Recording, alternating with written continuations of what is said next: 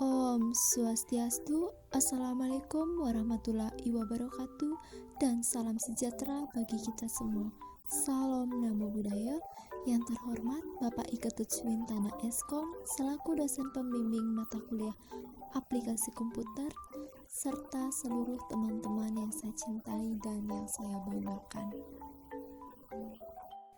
Perkenalkan, saya Nikade Isudaningsih, mahasiswi Politeknik Negeri Bali dengan NIM 201561356, program studi D3 Akuntansi.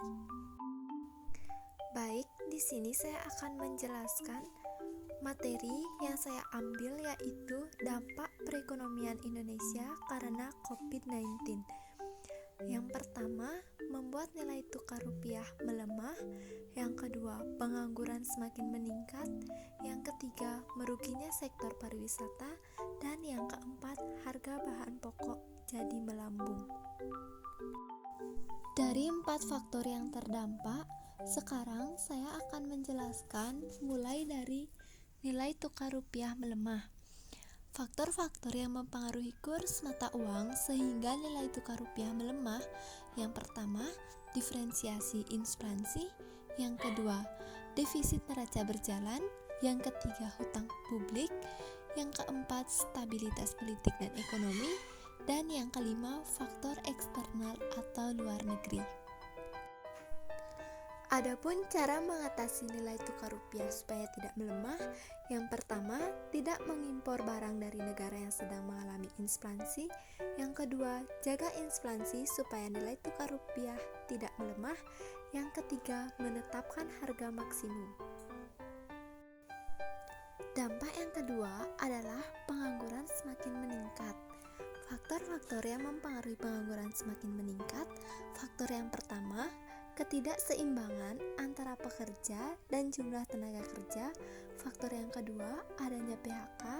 Faktor yang ketiga, banyak perusahaan-perusahaan yang mengalami kerugian. Cara mengatasi pengangguran karena adanya COVID-19. Yang pertama, pemberian subsidi ketenaga kerjaan. Yang bisa dilakukan adalah dengan memberikan subsidi berupa keringanan pajak untuk kalangan pengusaha atau subsidi kepada para pengangguran. Yang kedua, perpanjangan tunjangan ketenaga kerjaan. Perpanjangan tunjangan ketenaga kerjaan adalah perpanjangan tunjangan bagi pencari kerja yang memenuhi syarat dan diketahui sebagai pengangguran karena terkena PHK oleh perusahaannya. Yang ketiga, memberikan pendidikan dan pelatihan. PHK sering terjadi karena sumber daya manusia sudah dianggap tidak sesuai dengan kebutuhan perusahaan. Oleh karena itu, upaya yang dapat dilakukan oleh pemerintah dengan meluncurkan program kartu pekerja bagi mereka yang terdampak. Nah, dampak perekonomian Indonesia akibat COVID-19 yang ketiga adalah meruginya sektor pariwisata. Upaya untuk memulihkan sektor pariwisata yang pertama, membuat branding strategi baru, contohnya No Worries of Corona dan Enjoy Your Holiday. Yang kedua, menggunakan media sosial untuk melakukan promosi secara gencar, contohnya melalui Instagram, Facebook, dan lain-lain. Yang ketiga, melakukan promosi, contohnya safety and healthy of tourist ke turis internasional. Yang keempat, menjaga kenyamanan atau hospitality. Contohnya, melakukan pembangunan infrastruktur dasar, misalnya jalan dan jembatan di tempat wisata. Yang keempat, ada dari segi harga bahan pokok jadi melambung. Adapun 4 aspek yang menjadi perhatian pemerintah akibat harga bahan pokok jadi melambung. Yang aspek yang pertama, dari segi stok, pemerintah setiap 1 minggu sekali terus melakukan rapat koordinasi dengan menteri terkait membahas mengenai monitoring seluruh bahan pangan pokok. Yang kedua, ketersediaan pasokan. Pemerintah telah melibatkan banyak sektor pengusaha, utamanya yang bergerak di sektor real, mulai dari Hipindo, Aprindo, dan juga Gapmi. Yang ketiga, ada dari distribusi. Dengan cakupan luas wilayah Indonesia, pendistribusian logistik menjadi sangat penting. Untuk itu, pemerintah telah berkoordinasi dengan asosiasi pengusaha dan pemerintah daerah. Yang keempat, stabilitas harga.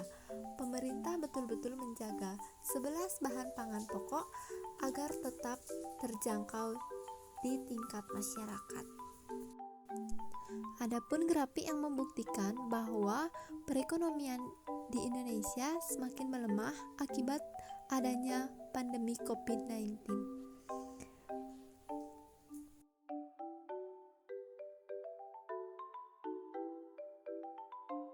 Kenapa pandemi bisa berdampak pada ekonomi? Kalau kamu dengar kata pandemi, apa sih yang ada di pikiran kamu? Film. Memang ada banyak film yang pernah mengangkat tema tentang pandemi. Biasanya di film itu diceritain adanya wabah penyakit yang menyebar dengan sangat cepat dan menginfeksi hampir seluruh penduduk di bumi. Kalau dari arti katanya sendiri sih, pandemi itu adalah situasi di mana adanya penyebaran penyakit di wilayah yang luas. Nah, luas ini kamu jangan ngebayanginnya seluas ukuran lapangan bola aja ya. Ini tuh lebih luas lagi, cakupannya seluruh dunia.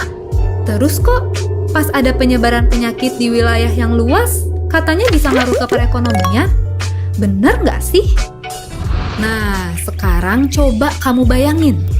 Kalau dalam satu hari, setiap satu orang aja bisa nularin 2 temennya, dalam 30 hari ke depan, bisa ada sekitar 1 miliar orang yang tertular. Ini tuh penyebarannya eksponensial ya. Kebayangkan bahayanya? Dalam kondisi kayak gitu, bakalan banyak efek samping yang muncul. Pertama, orang-orang jadi takut bepergian. Kalau kamu ada di situasi pandemi, apa kamu masih bisa santai-santai aja pergi ke pusat keramaian? Masyarakat yang sadar sama kesehatan tentu lebih milih gak ketemu sama banyak orang. Belum lagi, pas nanti ada peraturan dari pemerintah tentang pembatasan sosial. Berkurangnya jumlah orang yang keluar rumah udah pasti bakal ngurangin jumlah jual beli yang biasanya ada di pusat perbelanjaan, rumah makan, dan tempat wisata. Akibatnya, para pemilik toko pemasukannya berkurang, merugi, bahkan bisa bangkrut. Kedua, aktivitas bisnis melambat. Andaikan kamu punya restoran ayam goreng, ketika dagangan kamu gak laku, otomatis kamu pasti bakal ngurangin pesanan kamu ke supplier ayam. Dan supplier juga akan ngurangin pesanannya ke peternak. Nah, ini artinya yang pemasukannya berkurang gak cuma kamu doang. Dan bisa jadi, bisa merembet kemana-mana. Kayak ke supplier makanan ayam, ke bisnis transportasi pengangkutan ayam, dan lain-lain. Itu tadi baru satu contoh dari industri makanan aja loh. Masih banyak industri lainnya yang juga kena pengaruh. Ketiga, investasi ikutan melambat. Kalau kamu mau minjemin uang ke teman kamu yang punya usaha, udah pasti kamu berharap dia untung dong. Tapi, di kondisi aktivitas bisnis yang melambat, jumlah penjualannya jadi berkurang. Dan, resiko merugi pun jadi lebih besar. Akibatnya, jadi banyak investor yang takut ikutan rugi kalau mereka minjemin uangnya ke pengusaha. Jadinya, investasi juga ikutan melambat. Nah, gimana teman-teman? Semoga penjelasan super sederhana tentang efek samping pandemi ini terhadap ekonomi bermanfaat ya. Dan semoga pandemi yang sekarang terjadi bisa cepat berlalu, serta perekonomian global bisa cepat kembali pulih. Baik, sekian presentasi yang bisa saya sampaikan tentang dampak perekonomian Indonesia akibat COVID-19. Sekian dan terima kasih. Om Santi Santi Santi Om. Wassalamualaikum warahmatullahi wabarakatuh.